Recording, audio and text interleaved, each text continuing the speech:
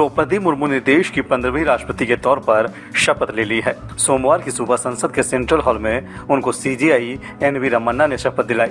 देश की 15वीं राष्ट्रपति बनने के बाद से ही उनको देश और विदेश से बधाइयां मिलना शुरू हो गया है। रूसी राष्ट्रपति व्लादिमीर पुतिन ने भी मुर्मू को बधाई दी और उम्मीद जताई कि द्विपक्षीय रचनात्मक सहयोग को और बढ़ावा देंगी।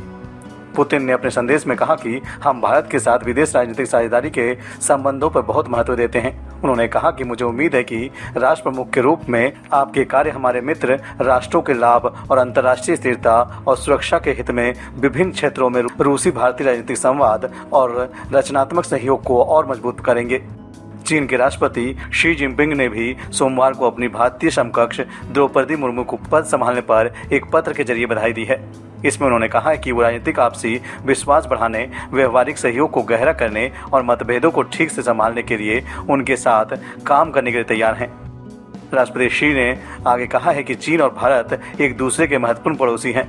स्वस्थ और स्थिर चीन भारत संबंध दोनों देशों और उनके लोगों के मूलभूत हितों के अनुरूप है, साथ ही क्षेत्र और दुनिया भर में शांति, स्थिरता और विकास के लिए अनुकूल भी है।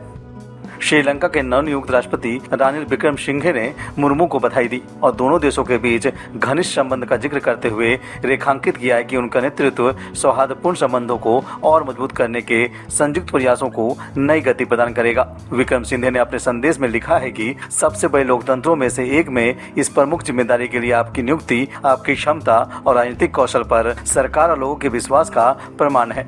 मालदीव के राष्ट्रपति इब्राहिम मोहम्मद सोलिह ने भी मुर्मू को उनके ऐतिहासिक चुनाव पर बधाई दी है। उन्होंने ट्वीट किया कि उनकी क्षमता और अनुभव निसंदेह भारत को नई ऊंचाइयों पर ले जाएगा। मैं मालदीव और भारत के बीच उनके नेतृत्व में घनिष्ठ संबंधों को बढ़ाने के लिए तत्पर हूँ। नेपाल के राष्ट्रपति विद्या देवी भंडारी ने भी मुर्मू को शुभकामनाएं दी और विश्वास व्यक्त किया कि उनके कार्यकाल के दौरान दोनों देशों के बीच सहयोग नई ऊंचाइयों पर पहुंचेगा। वहीं नेपाल के प्रधानमंत्री शेर बहादुर देउबा ने ट्वीट किया कि नेपाल की सरकार और लोगों की ओर से मैं श्रीमती द्रौपदी मुर्मू को भारत के 15वें राष्ट्रपति के रूप में चुने जाने पर हार्दिक बधाई देना चाहता हूं। मुझे विश्वास है कि नेपाल और भारत के बीच शानदार द्विपक्षीय संबंध आने वाले दिनों में नई ऊंचाइयों को छुएगा।